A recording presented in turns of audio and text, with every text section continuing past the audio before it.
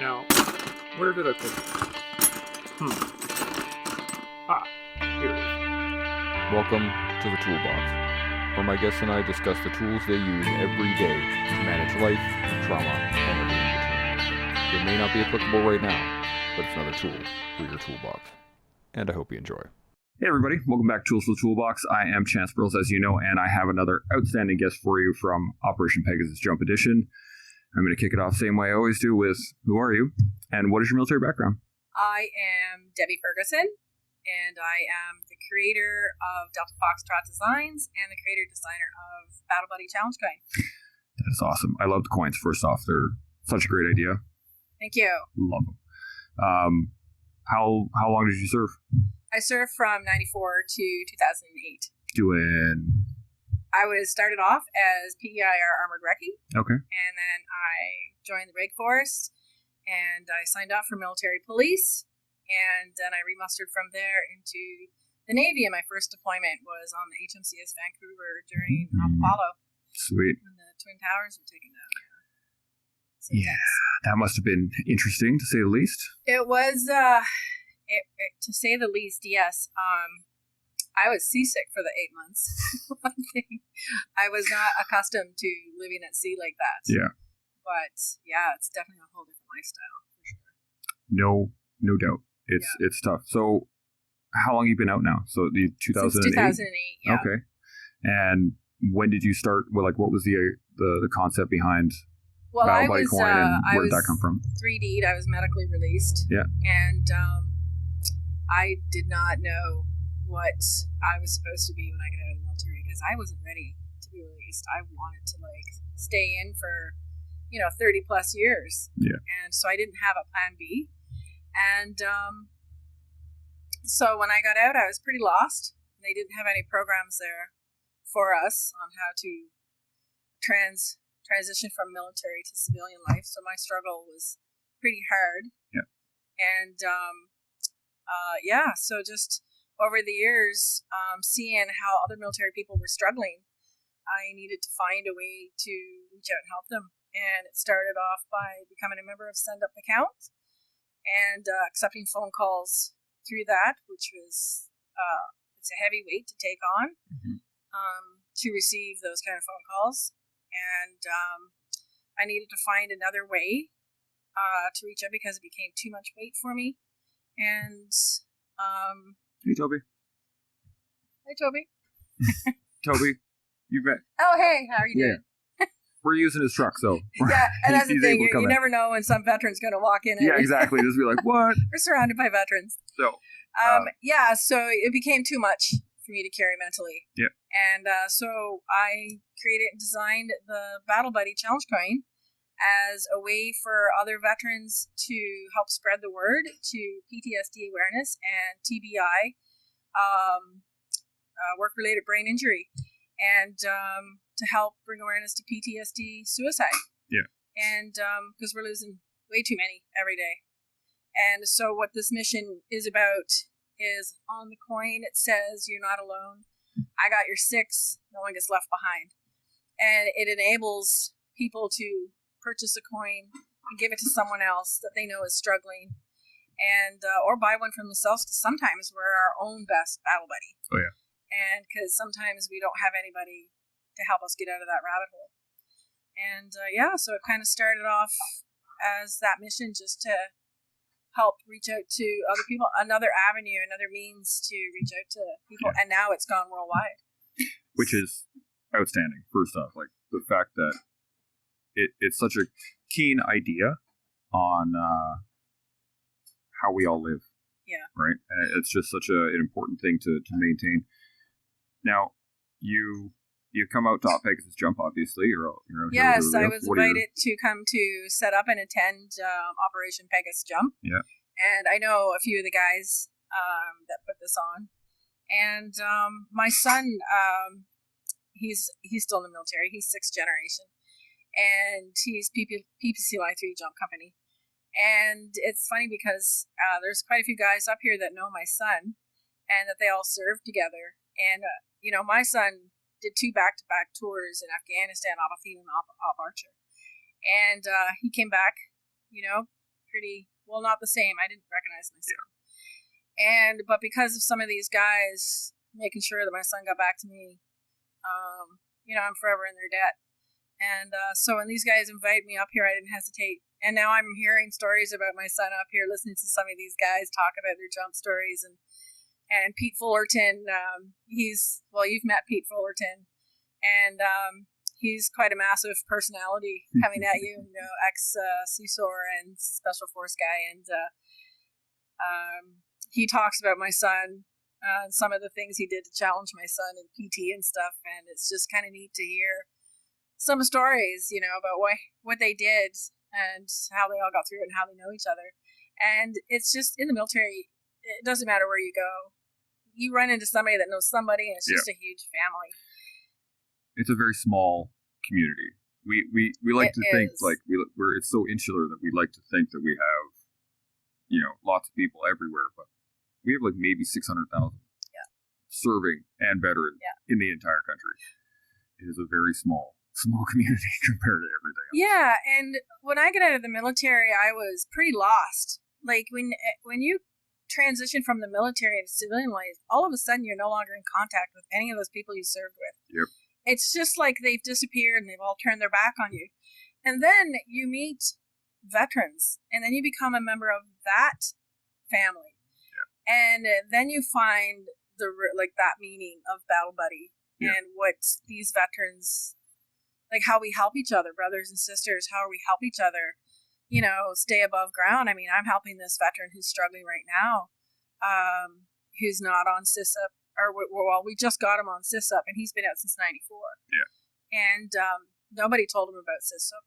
And so he was on the verge of being homeless. And then I put the call out, and, a lot of the airborne guys now reached out to him, and we've got him above ground now. And because that's what we do, we have to take care of our own. Yeah. And that's what the Battle Buddy mission is about, is reaching out. And it's not just about a coin. It's bigger than that. If you don't know what to say to somebody you want to help, well, then the coin says it for you. Because it doesn't just come in a coin. It comes in this, pretty large package. And you get a nice certificate. The coin is registered, and it's got their name on it and their rank and their crests and their cap badge and stuff. And it's personalized to that person. And when they receive it, and I've seen videos and, how emotional it is when some of these guys receive these from another person. Yeah. And it lets them know, look, you're not alone. I got your back. I'm here, brother. I'm here for you. And when you see the videos to this and some of the emails I've received where they're, thanking me for, and it's just, some days I just sit there, I can't even read the emails because they're so emotional. But one that I've shared is about a firefighter family. And I mean, I have so many stories to share about some of the emails that I see. But this one stands out with this firefighter community because it's not just about military. It's all our first line of defense. Mm-hmm. And the coin isn't just for those people. It could be your mom and dad who are struggling because you were away. And, so this firefighter father, he sent me an email asking me if he was allowed to buy one of my Battle Buddy coins. And I quickly replied, absolutely. It's not just about military. And then he called me, and, listening to him tell his story about his firefighting career, and then about his son who joined the fire department and became a firefighter without his dad knowing, and then invited his dad to his graduation. And his dad didn't know what a graduation he was attending. And to show up at the fire department, and I guess it was pretty emotional. Yeah. And he did not want his son to be a firefighter. And he bought the coin for his son to let his son know that, hey, I got your back. Yeah. And no matter what you see and do in your career, don't take it home with you. If you do, come to me. Yeah. And then a week later, his son bought a Battle Buddy coin to give to his father. And every day I talk about this story, it gives me goosebumps because of just the deep meaning behind what those two. And I mean, firefighters go through so much too. Oh, yeah.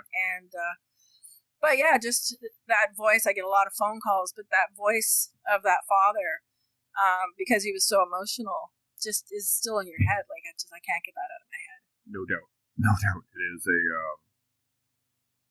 it's a challenging topic to be going over. Yeah. And especially when you're talking about parental guidance. I mean, I think about like Tim and his son, and other guys I know who have served with their kids or have watched their kids serve, and it's excruciating to be the guy sitting behind, right? Especially as a dad, I got 2 little boys. I kind of have a feeling at least one of them is crazy enough to go into the military. You have to have a little edge, that's for sure, to join Yeah. the military. And I know it's going to be hard. It's going to be a challenge, and I want them to be able to feel comfortable talking to me. I want them to feel comfortable talking to their brothers. I want to create an environment where we're comfortable speaking to each other. Yeah. It's one of the reasons why I got the podcast started, was so that others can see that nothing bad has happened. Like, the sky's not falling. Yeah. Right? We can discuss our issues. We can discuss what we've done. And the world isn't fucking falling apart. And there's no sergeant major that's going to come around the corner and be like, what the fuck are you talking about? Like, Yeah, exactly, right? none of that shit. Well, I mean, I grew up in an era where we weren't allowed to talk about our emotions. We weren't allowed to cry. We weren't allowed to talk about any kind of depressing, or if our brain isn't working right. We weren't allowed to talk about that. And being my family, my grandfather, my dad, my great grandfather, all military, you did not show emotions. So we grew up in that, era of not showing emotion. So I made sure that I brought my kids up that it's okay to cry. It's okay to be emotional. It's okay to but if you're going to do something, do it at 100 and then 150. Yeah. Give it your all. So my son, he wanted to be like his mother. And so he joined cadets. Well, maybe not like my mother, but he wanted to follow the family tradition of being in the military. And it horrified me because I knew what I went through. I knew what my dad and my grandfather and all these, I knew what they all went through. And it horrified me, but I didn't talk him out of it. As much as I wanted to, I had to let him choose his path. Yep. And he went through cadets, then he went through reserves. He wanted to try and figure out what he wanted to do next. Well, he was 5 or 6 years old when I did my first parachute jump. Okay. And he was standing out in the field, and he was right under me while I was coming and landing to the DL. And he, when I landed, Mommy, I want to do this. No, you are not doing this. What does he do? He joins Reg Force PPCLI 3 Charlie Company, Jump Company, and becomes a jumper. I was horrified. But I thought and I said, why did you join Jump Company? Because I want to be the best of the best. Yeah. And I said, oh, okay, well, it was a bit for me to stand back and go, oh my God. And he's like, Mom, you did it. You jumped. Mm-hmm. Why can't I jump? Well, that's different. Why is it different? Well, it's just different. You're my son. I don't want you to get hurt. It's different, but it's not different, damn it. But then I deployed on Op Apollo, and I didn't have time to go home and say goodbye to my family. Yeah. I didn't have time to say goodbye to my kids. And I didn't realize the impact that my career was having on my kids. And in my brain, I was just doing my job. Yep. Just your mom is just out, she's doing her job. Yeah. And it wasn't until, and a lot of us, I don't think, really realize the depth of the impact that we have on our family. Yeah. And even when we deploy, they can't see what we're seeing and what we're smelling and what we're tasting and what we're going through. And so it wasn't until Christmas, and we all received our Christmas presents from overseas, from home. And I received this little package, and it was a cassette tape. So I aged myself. It was a cassette tape. And it was a radio interview that they did of my family. Mm-hmm. And they interviewed my son and my daughter. And I broke down and started crying. One, I didn't realize I was having that effect on my kids until I heard them talk. And I mean, the whole thing with the media, but the questions that they asked my kids, some of them were inappropriate. Okay. And one of the questions that they asked my little daughter, was just wee at the time, and he asked her, "Aren't you scared? Are you scared your mom's going to die over there?" And I guess my daughter was quiet on the radio, and he's like, "Are you scared she's going to get blown up?" And then she just started crying. Yeah. And I thought, what? Why would you ask a child a question like that? That's fucking, yeah. Like, she just watched buildings being blown up, and she walked away from it. And then my son came on. They interviewed him, and the first thing he says, "You are not going to ask me any questions like that." Yeah. And then his other question was, "How do you feel about your mom going off to war?" And his first thing he said is, "I'm so proud of my mom. I don't know any mom that has gone off to war, that jumps out of airplanes, that does all this stuff." And he goes, "I'm proud of my mom." And that's the first time I ever heard my kids like show any kind of like that kind of emotion. Yeah. And I brought them up to express themselves. And it was, and that's why I do what I do for my kids.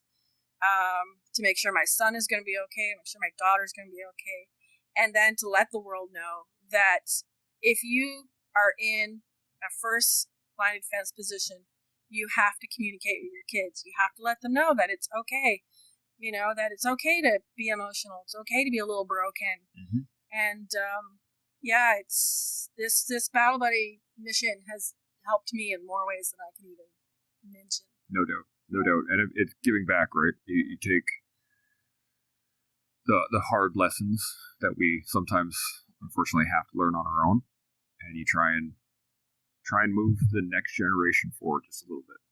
Yeah. Just that next little step. And I heard a great quote a little while ago, and it was about we need to stop trying to make our parents' generation be proud of us, and we need to start focusing on making our kids' generation proud of us. And if we can pass that on to the next generation, and they start working to make their kids proud of them, and they start working to make their kids proud of them, everything will be better. I think you're right. Like, absolutely. Anything behind us it's good to hold tradition, and it's good to maintain the history and the why, and all those things are very important. But we need to bring those forward to the next generation, and we need to bring them forward in a way that they feel more comfortable with them, and not like, oh my God, I need to hold myself up to a standard. It's because we did have to hold ourselves up to that standard. Yeah, and it was it was untenable. I mean, I was comparing myself to guys in World War II. Yeah, and that's and you different fight. Yeah, different war, different. I actually talked to my granddad about this. He's an engineer in World War II as well. And I was like, man, every single one of us holds World War II guys. Like, that's something, they're in a pedestal, right? Yeah. Or 1 and 2, you have to. Yeah.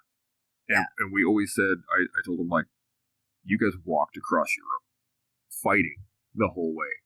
And he looked at me and he said, but we knew who we were fighting. We saw a guy with a gray uniform and we engaged it, right? That was it. That's just the way it was. He's like, you have no idea who you were fighting. I was like, that's a good fucking point.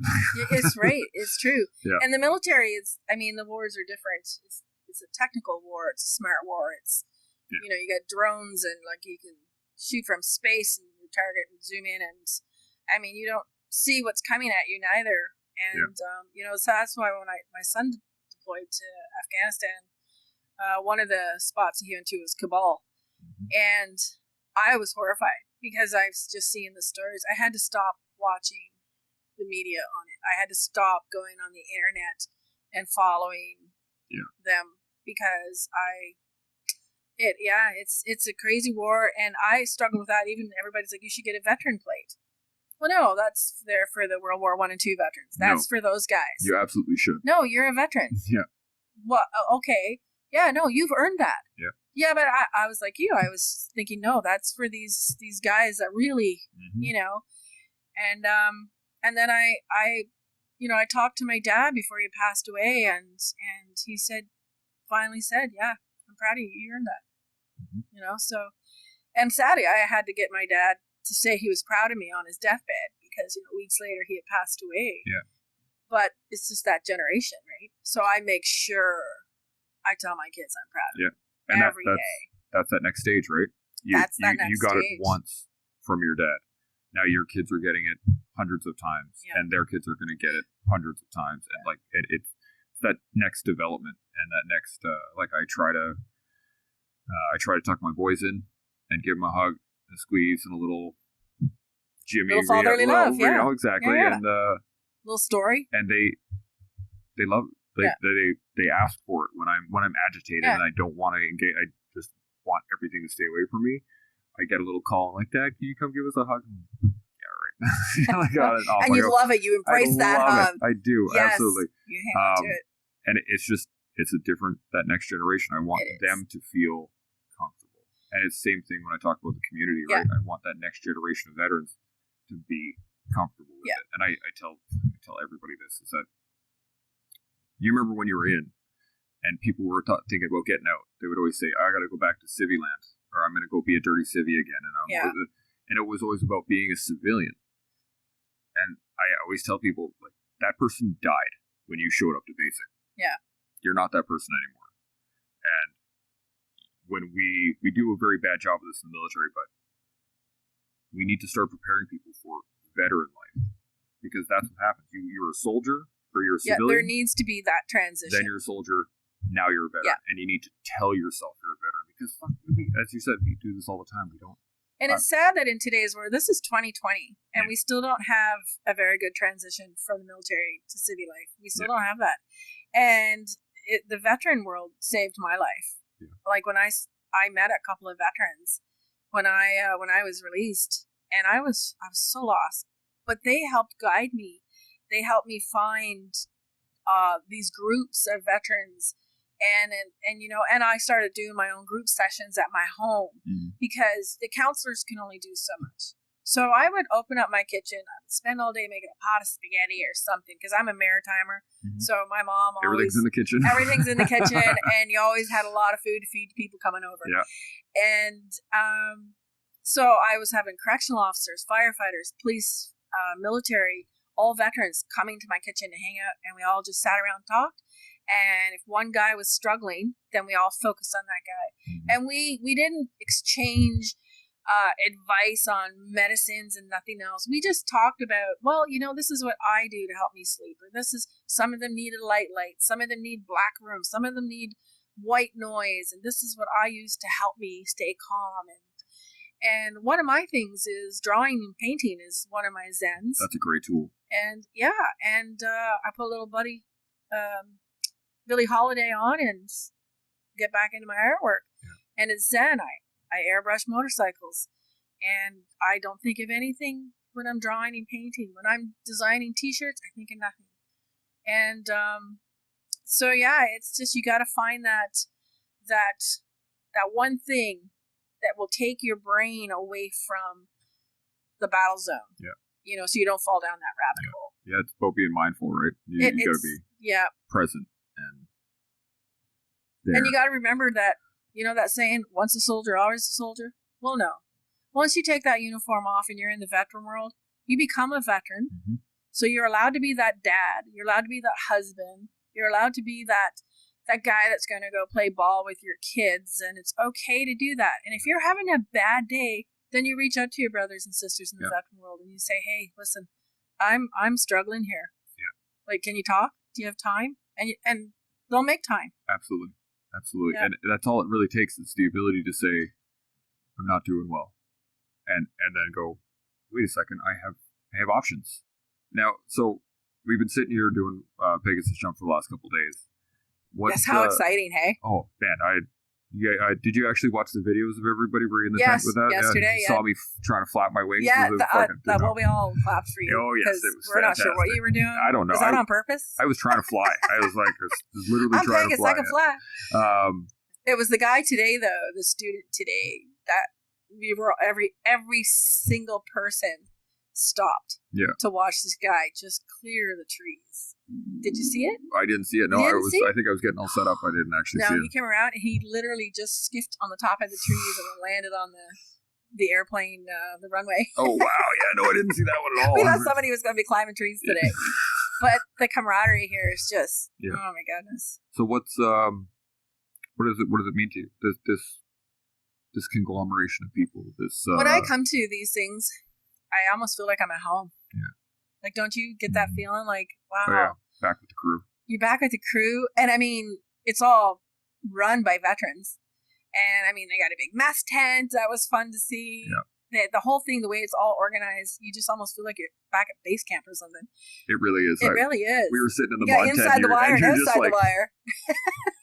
getting flashbacks of just sitting in a mess tent like this. What else? But I think for me, the biggest thing is the camaraderie. Yeah. Because there's no egos here. And female, male veteran, there's no egos. And yeah, there's a lot of battle stories coming out. Yeah. And, but to see the reconnection with some of these combat veterans and to hear their stories and go, brother, I haven't seen you in forever. And yeah, it's just like they're going to do this next year because this year this is the first year for Operation Pegasus Jump, and it was a complete success. I mean, how many did they do yesterday? 30, 32? I don't know. They were jumping the whole time. It was just the plane was up from all 8 day. in the morning until and then it's just, I mean, some of these guys come up like, Tim Turner. I mean, that guy's a legend. Like the myth, the legend, Tim Turner. Yeah. Master Warrant Officer Tim Turner. Sergeant Major. Or Sergeant Major. Yeah. Sorry, I got his rank wrong. Yeah, no, it's all good. He is the Sergeant Major. He's a Master Warrant Officer. But he's as big as life. Yeah. But he's humble. But he's not that big, actually. No, he's not that big. Yeah. I think he's got the smallest tent out there in the tent city. Yeah. It's been really great watching him put this together, and we're actually going to help him next year. Yeah. The Canadian War for Veterans is put on by the One Veteran Society, which is the overall thing. It's meant to be an umbrella, so we're going to try and bring on Pegasus Jump in as underneath that so that they can get... we need to get more advertisement out. Well, it's just the receipts to be able to donate. Oh, right? So they were like, we can make this a foundation and eventually the charity. And I'm like, that's a ton of work, and you need an account, and you need all the shit. They can come underneath our underneath the umbrella. And then it would just be Pegasus Jump put on by One Veteran Society, and then it would be good to go. Yeah, we're going to get thing. They need to get an actual page going. Oh, yeah. So then I can add a link. So I said to Rob today, I said, so we can get a link and I can add that onto my website. Yeah. And the more information that we can get out there and advertisement and stuff, I think if they can make this happen next year, I think it'll be bigger next year. Oh, absolutely. Yeah. Because it's not even done yet. It goes from the 8th to the 17th. Yeah.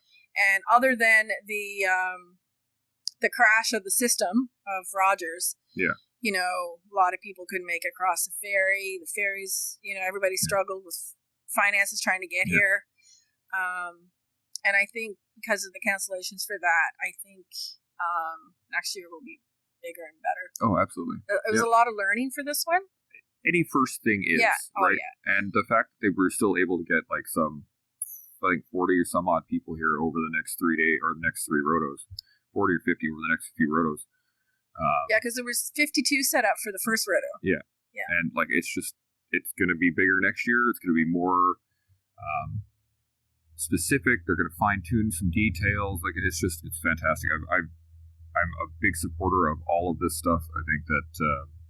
One of the things I've noticed in the community is that we keep looking to the VA or the Legion or the government to be like, okay, well, why aren't you doing this? Why aren't you setting the standards so that we should be recovered? And then we realize that they're not doing it. Well, shit, I guess I'll just do it myself. And then you have programs like this, or you get Bushwookie, or you get Mad Hatter, or you get all the different leaders in the veteran community. We're just stepping forward because we see a hole. And this is what we did in the Army, right? If there's shit to be done, that needs to be fixed. Let's fucking sort it out. I must say, a lot of these veteran-owned and operated businesses, a lot of them are not financially funded. Yeah. Even my business, everything I do and make and buy is out of my pocket. It comes right out of my medical disability benefits. I'm not financially sponsored. A lot of them, Bushwookie's not financially sponsored. A lot of these companies are not. It comes out of their pension or their benefits. Yep. And a lot of people don't realize that. Same with this one. Right? Yeah. And so a lot of people need to realize that when you come and you purchase something from one of those veteran businesses, you're helping to keep that veteran business going forward. Yep. And that's what we want to do with Operation Pegasus. Is we want them to keep going forward. Yeah. So donations for 2 T-shirts that I have over there, all the profits from them go to Operation Pegasus. Outstanding. And then all the rest of my profits, portions of all those, go toward King Legacy Homes for Heroes, building tiny homes for homeless veterans. And because you have to make sure that, you know, we're taking care of each other. Absolutely. But what did you get out of this event? Oh, well, first other than trying to fly. Yeah. I got to say, it was a very animated jump. It was an animated jump, but you know what? I think I had one of the best landings the first day. It did. That was impressive. It was clean, I think we were the crew over there cheering you on. Yeah. It was. You were the tallest one coming down. Man, it was kind of funny. Toby was in the plane with me, and he told me that the moment I let go, the wings like tilted back. And I was like, oh. It did tilt, yeah. But no, I had a blast. This has been really, really fantastic to watch the group come together. Yeah. And, you know, sometimes you can get a bunch of people together and there can be like a little bit of hesitation and not really sure how to talk to people, and you don't know this guy or that guy, but it started up and people were just shaking hands. Hey man, where are you from? What do you been? What do you do? Blah, blah, blah. Oh, hey man, I haven't seen you for you. And then it just boom. And you get guys that I knew 10, 15 years ago talking with dudes that I just met, and you're watching them have really deep, introspective conversations. Well, I mean, we've got a guy down, Pete Fullerton. Yeah. And another legend, you know, and he's always talked about this one guy that he served with, and this guy shows up today, and to watch them, oh my God, you're here. I haven't seen you in, well, I just live down the road, and then they realize that they both live on the island. They haven't seen each other 20 odd years, and they don't live that far from each other. Yep. So now they're making plans to, like, you know, reconnect, and I think he talked him into jumping on Monday, I think it is. Awesome. Monday or Tuesday. Awesome. And are you jumping again? Well, if I jump, it takes more time away from this. So I think I'm going to record as much as I possibly can while I'm here. I'm going to try and get as many people as I can because this is important. I want to record the feelings and not like the fact that the documentary is going on is awesome. Yeah. And you're going to get pieces of the experience. But what I want to talk about is like what it means to people. And how so I'm going to try and get as much as I can. And the other problem is I don't really have that much money to spend on this. I know. Yeah, it's not cheap. Yeah, my boys and my wife are still in Vancouver, and I got to be able to go get them at some point. I mean, I just drove across Canada and back to attend my son's wedding. Yeah. And that was on, I think I got back on June 26th or June 14th. And so I'm still pinching pennies from that. And otherwise, I would have jumped. Yeah. But I was just grateful that they invited me up, and then coming in and then going into the compound, I literally, like, just the camaraderie, the welcoming. You just feel like you're at home. Yeah. You can take your guard down. Yeah. You know, you're not looking over your shoulder. You're not. I mean, there's a lot of dogs here. Yeah. But kids are here. Like, it's a family-oriented thing, too. And it's been so cool. The weather's been interesting. You know, they almost got flooded out. Yeah. But then the weather came around, and now it's got enough breeze today for perfect landings. Yeah. Yeah, it's just beautiful out there. I'm excited. Yeah. I don't know if I'm going to stay to the 17th. I didn't bring enough kit. I wish I could be here. I tried to tell my wife. I was like, so this thing goes from like 8th to the 17th. And she's like, I got like a week and a half of vacation. So you got to spend some with your family. Yeah, we're not doing the whole you'll be thing sleeping on the sofa when you get home if you don't. Yeah, exactly. Well, if I was able to get home, that's the other house. She might not let me come back in the house. We actually just bought a house in Sherwood Park, so that's where we're a little tight. Oh, you're not far. No. Yeah, I'm in Victoria. Oh. Yeah. Wait, Victoria. Like here on the island, though, right? Yeah. I'm Sherwood Park in like Edmonton. Oh, Stan Craig. I thought you meant. Yeah, because okay. But yeah, it's and the fact that I'm getting invited back and they're hiring me to do the decals for their trucks and some of their buildings now, so they didn't know I did that. So I decal vehicles and stuff too. I make all the stencils and stuff for that. So that they invited me, they're gonna get me to do that for them, and so you scratch my back, I scratch your back. You know how it all goes. Like everybody helps everybody in here. Well, this is it, right? It's community effort, right? We want the community to come together. We want the businesses to work together. We want all of us to just stop fighting. But Like and this is some of what this jump was about too, was some self-care and mental health. Oh, absolutely. So it was a way to bring everybody in. Yep. And yeah, you got to spend a few dollars to get here. You got to spend a few dollars because it costs them for fuel for the planes and food and everything else. So, and then now they have a mental health professional that's coming in today. Is it today? Yeah, later tonight. Yeah. And so he's going to talk about mental health and pass his card around. Yep. And I think Monday we're doing the awards, certificates, and the bagpipes. Yep. And then I'm actually going to be leading a panel on Monday night with like Sean Taylor and Seb Lavoie and Rob McNeil and Corey Hatt and myself and Toby Miller. Like we're gonna talk about, well, ideally what we're going to talk about is what other people want to know. So I put QR codes around the base here so that people can ask questions and stuff. And right on. My wife brought that up. I was like, well, just have like a suggestion box or whatever, and people come over. And she's like, some people might not want to like physically be seen going into the suggestion box. And I was like, that's a good point. So now you can just hit it, goes up to a Google form. You can send it anonymously and get questions going. And that was awesome. That's a great idea. So I'm gonna let everybody know about that today and tonight, and hopefully we'll have a question bank. Yeah. And if we don't have a question bank, then we'll sit around and we'll talk about sometimes the questions just whatever. come out. Yeah, okay? exactly. Yeah. So we're gonna have that panel as well, which is fantastic. And then one of the things I've done here is I have these Battle Buddy Challenge dog tags. Mm-hmm. So all the veterans that have showed up all received a free. Did you get your free? Yeah, I got mine. Yeah, you got your free dog it's tag. sitting in my. And so that everybody that goes home has a message, and mydogtag.com made these, and he sponsored me for my dog tags, and because like I said, I can only afford so much, right? Yeah. And so I struggled I can't, I don't want to sell them. So every veteran that showed up, it's, they're going to get a free dog tag. That's fantastic.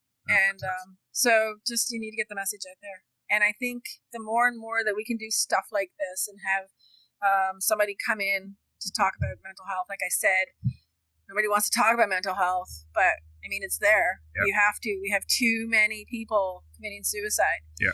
And I'm not just talking military, I'm talking firefighter, police, like the suicide rate in the police industry right now because of everything that's going on. And in corrections is insane. Yeah. Just insane. A lot of people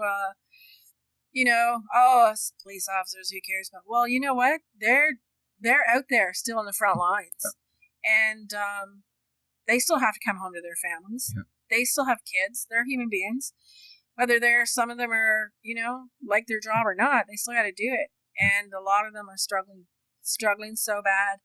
And especially now with everything that's going on. Oh, yeah. And the suicide rate is just insane. Oh, well, with COVID and fucking the government, like what's happening with the government and the fucking mandates and all these other things, it's putting so much weight on the frontline people. Yeah. And my buddy said it really well a while ago, was that we, as soldiers, we go over somewhere else and we do crazy stuff.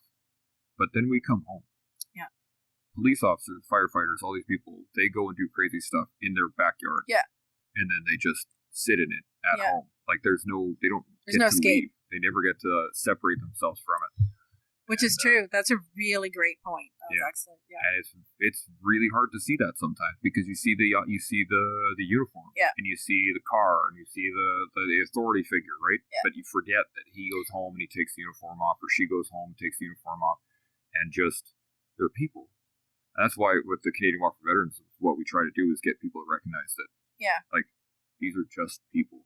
And they don't have the sharp units in the police force like they should. They don't have the mental health units like they should have in the police force. And the fire departments are only just starting to get those here in Canada. So somebody can go into the fire department after a horrific car accident or something and talk to them. How are you feeling? Yeah. Well, if you're on the job and you're going to go and talk to these guys, they're all going to say, I'm got nothing. But don't do it in home. Yeah. Don't do it in the house. Like, in the firehouse or in the police station. Don't do it there. Have a separate place where you can talk to them. And I think a separate place is good, but I think we need to normalize it in the house. Well, yeah, that's what I mean. But like to over start time. with. Yeah, absolutely. So there's this police officer. he was retired military and he became an RCMP officer. And my heart goes out to him because he called me up or not called me up, he sent me a message, wanted a coin. Can I get a coin? Yes, you don't have to be military to get it. And I specifically say that on my website and stuff. And he's like, okay, because I want to buy it for myself. I'm like, oh, okay, well, you're allowed to. Yeah. Sometimes we're out on Best Battle Buddy. And, but I wouldn't take his money. Because when he told me his story that because he wouldn't take the vaccine after being 10 years with RCMP, they hit him out in the bush, basically. He still has his job, but they hit him. Yeah. But he's on his way out because he won't get the vaccine. Yeah. And he worked so hard to get to where he was. And to hear him break down about losing his job. Yeah. And he doesn't know what to do now. Like, he's went from being in a regimental job to another regimental job. Yeah. And then how do you, now that you've kind of been disposed of, what's he to do now? So we created this communication, and every other day I'm checking in on him. Yeah.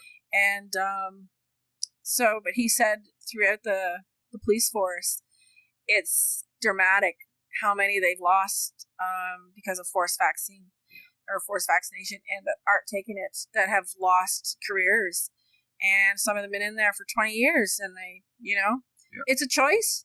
It's a choice you make. Absolutely. You take it, is a choice, or you don't take it. Yep. But I don't think that people should have had to lose their jobs over it. And it's the same in the military. Yep. But then again, that's where this battle buddy system has to come in. And you got to check in on those guys that are about ready to lose their jobs. Yeah. And you got to check in on them because they're lost right now. Yeah, it's a really... It's a big topic. It's a challenging it's a heavy thing. Topic. I mean, it shouldn't be. That's the thing. But unfortunately it is. But so tell me more, like, how would somebody, if they wanted a Battle Buddy coin, first off, how would they find it? You look up www.deltafoxtrot.ca. Okay. And I'm on Instagram, I'm on Facebook, I'm on LinkedIn. On the same thing, Delta Foxtrot Designs and that kind of stuff? Yeah. Okay. So I've been following you for a while, and it's been, you put out excellent. Yeah, I do all my own advertisement, media, my videos, everything. It's been a struggle trying to learn how to do the advertising videos and stuff. And then for the Battle Buddy Challenge coin, if you're on Facebook, it's just put in the search line on Facebook, Battle Buddy Challenge coin. And there you can see videos. There's one video there of a bunch of combat veterans. They fought in the Battle of the White School. Mm-hmm. I don't know if you know. Oh, yeah. Yeah. Jacob Rhino, yep. Yeah. Yeah, you know a lot of those guys. Jimmy Sinclair, William McDonald, Jerry Shaw. Yeah. And it was like 20-some Battle Buddy coins that were being dispersed. And they come in a really nice folder with a certificate, and you get all this stuff with them. And you watch the video of them receiving these coins, and oh my God, you can't help but cry. Just the camaraderie between these guys that survived that day, and then to give these guys, to award them with this Battle Buddy coin, and then they made me an honorary member of their Airborne Brotherhood. And, my whole military career, I struggled to want to be one of the guys, to fit in, to be accepted, and then to still not until you're out. And then as a veteran, you're finally made part of their clan of the best, as my son would say. It was surprised. I was shocked, and I got to say, I got a little emotional. But that Battle Buddy coin, they invite me to their event every year in Regina. And every year, a lot of coins get donated. And every year, there's heartbreak and crying, but the camaraderie again. Because now what they did with their event is they made it into more of a healing event, a place for all our first responders to be able to go to meet other people that suffer the same stuff and just hang out and because we need it.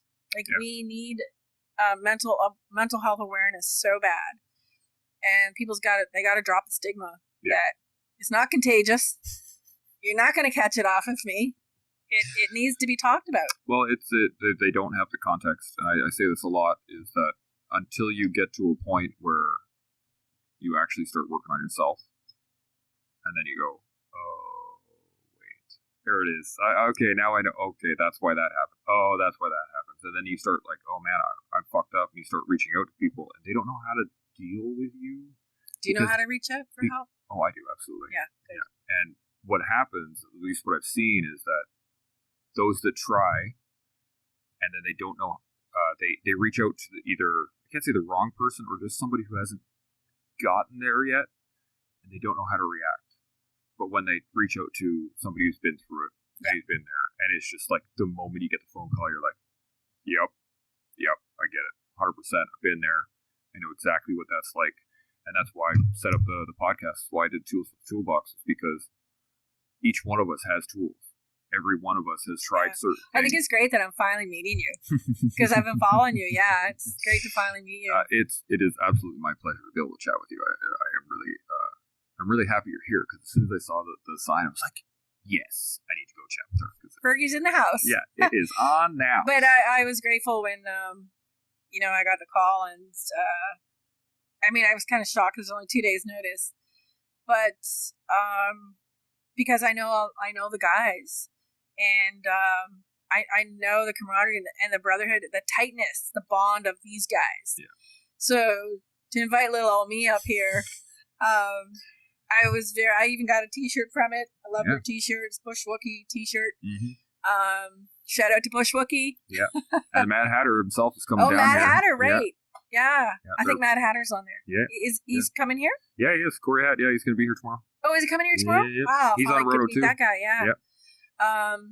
He supports me too. We try to, Yeah, Corey and Dave and the boys here, they work together to get the design going up, and then I love the design. It's awesome. Corey did all the shirts, and then it's such a great collaboration of people and collaboration of businesses, and collaboration of ideas, and collaboration of camaraderie, and this what and Corey's not coming from close. He lives in Ontario. Yeah, so he's flying in. Yeah. So I think Bush Wookie, I think they're in Ontario, are they? Or Manitoba? Yeah, they're out there too. Yeah, is he coming too? No, actually not. Yeah, I think he's still recovering. Still recovering. Yeah. I think he's got some time before he can really travel around. And yeah, I wish him the best. He's a solid guy. He really is. It's a challenging situation that he was in, and I've been there too. I've been in that hole, and it is it's hard to climb out.